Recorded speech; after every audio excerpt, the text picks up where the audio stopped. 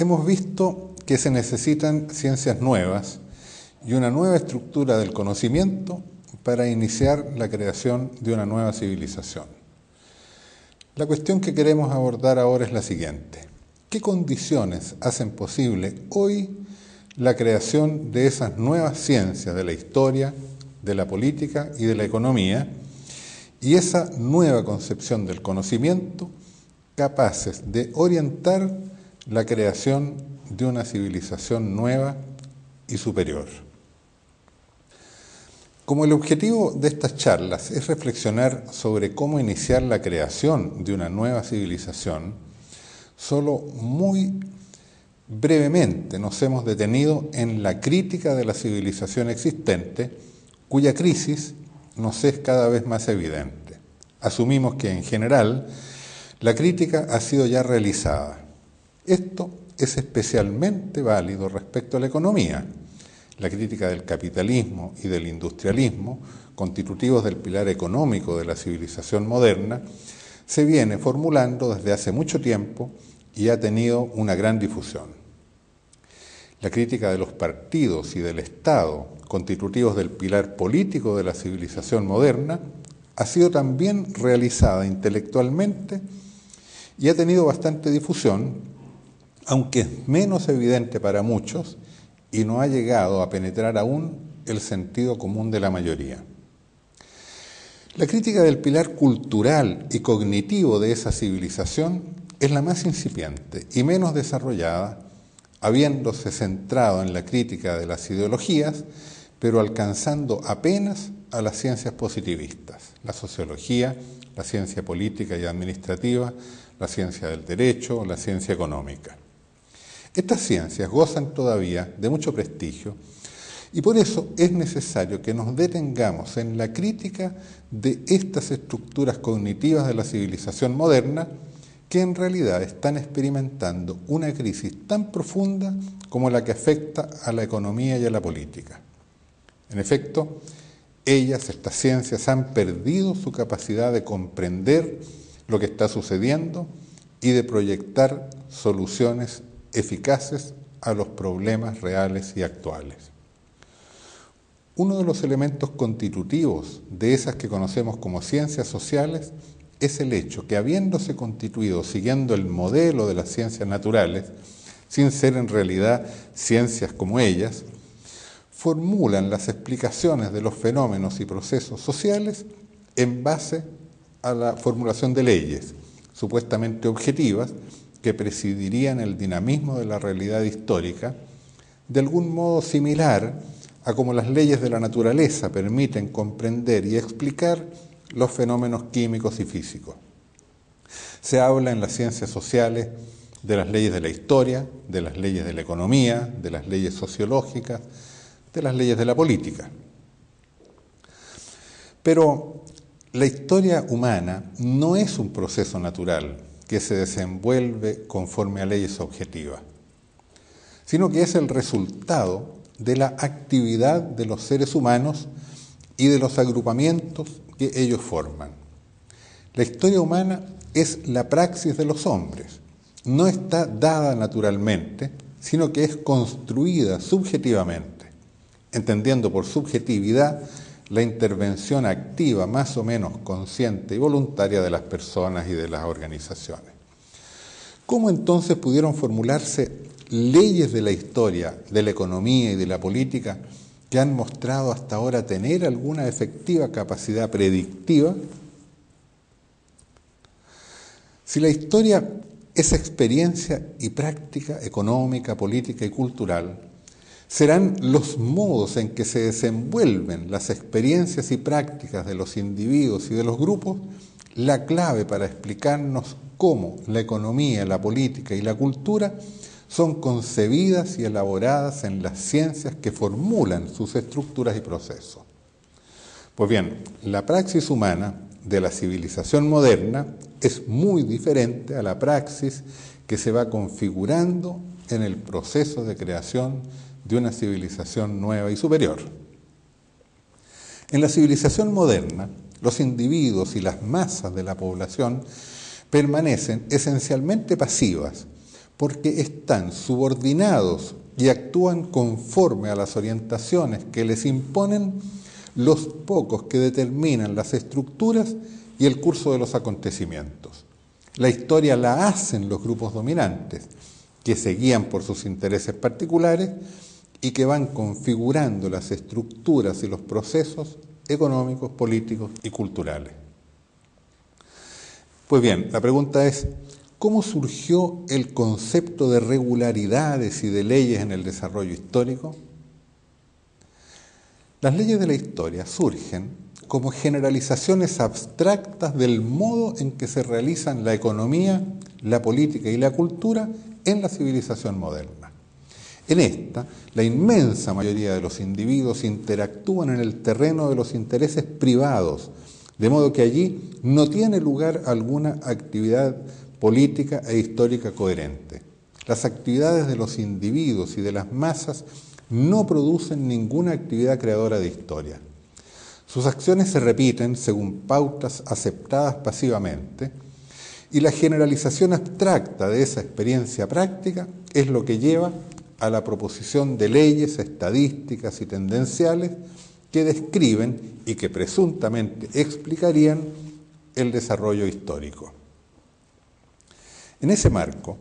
desde el momento que los hechos históricos no son aquellos conscientemente queridos y perseguidos en la práctica de cada individuo ni de la masa, la historia aparece ante esos mismos individuos y masas no como el resultado de la praxis humana concreta, de manera que puede ser interpretada como el producto de fuerzas naturales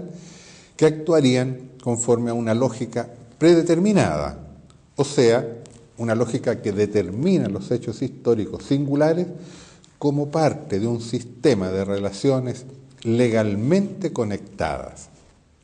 Pero en realidad no se trata de fuerzas naturales,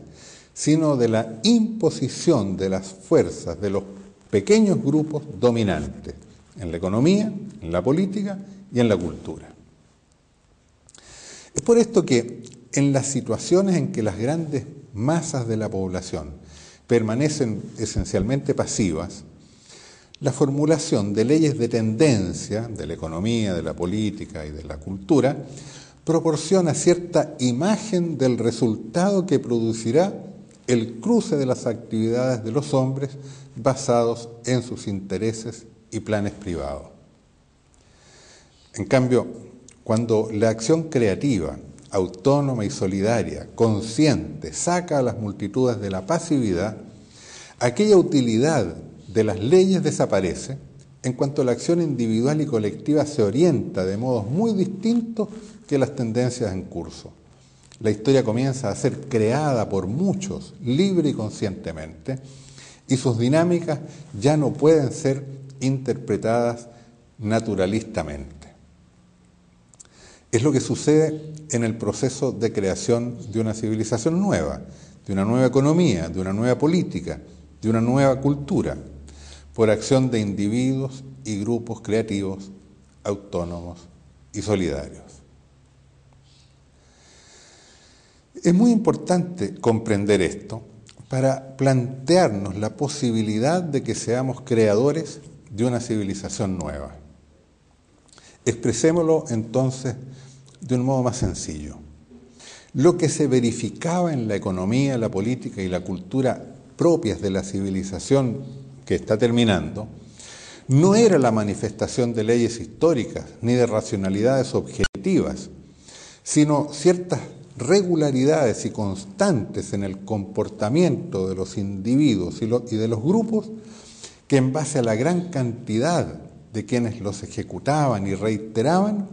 daban lugar a tendencias estadísticamente identificables.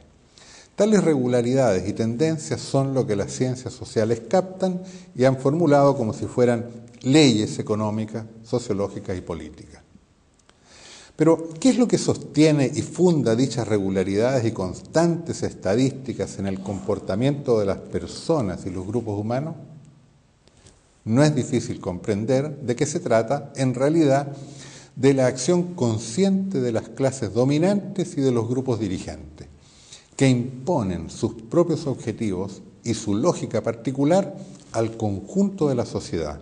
orientando el quehacer y el comportamiento de las multitudes. Son esas racionalidades dominantes, impuestas al conjunto de la sociedad, las que se esconden bajo la concepción de que existen leyes naturales de la historia y racionalidades universales inherentes a la economía, a la política y a la cultura. Al formular las leyes científicas en el plano ideológico y científico, los sectores dirigentes de la sociedad en realidad están dictando leyes que inducen el comportamiento conformista de las multitudes que permanecen intelectual, económica y políticamente pasivas. Pero cuando esa economía, esa política y cultura entran en crisis, como está ocurriendo, y las personas empiezan a abandonar los comportamientos esperados por los grupos dirigentes, esas ciencias económicas, políticas y sociales dejan de explicar y predecir el curso de los acontecimientos. Y entonces, lo que hace posible la creación de nuevas ciencias elaboradas desde abajo, o sea, a partir de la experiencia inmediata de los individuos y de los grupos activos que conforman eso que llamábamos la filología viviente, no formulada como un proceso natural sujeto a leyes, sino capaz de reconocer la subjetividad humana y social en los procesos económicos, políticos y culturales, es no otra cosa que el surgimiento de individuos activos y participativos, autónomos, creativos y solidarios, de grupos autoorganizados y autodireccionados que cambian la historia, que alteran las tendencias dominantes, que ya no se guían por los poderes establecidos, que inician la creación de una nueva civilización. Son esas experiencias y esas situaciones históricas de nuevo tipo las únicas que permiten el surgimiento de nuevas ciencias. Son las experiencias creadoras de la nueva economía, de la nueva política y de la nueva cultura las que se teorizan y proyectan en esas ciencias nuevas. Estas ciencias nuevas expresan las nuevas racionalidades emergentes y las articulan con el pasado desde donde provienen, con el análisis de la crisis y de los problemas a que responden, e incluso integran y subsumen aquello que las disciplinas y conocimientos anteriores conserven de valioso y que son también parte del presente y que en consecuencia no deben ser desechadas, sino integradas críticamente en un saber superior, autónomo.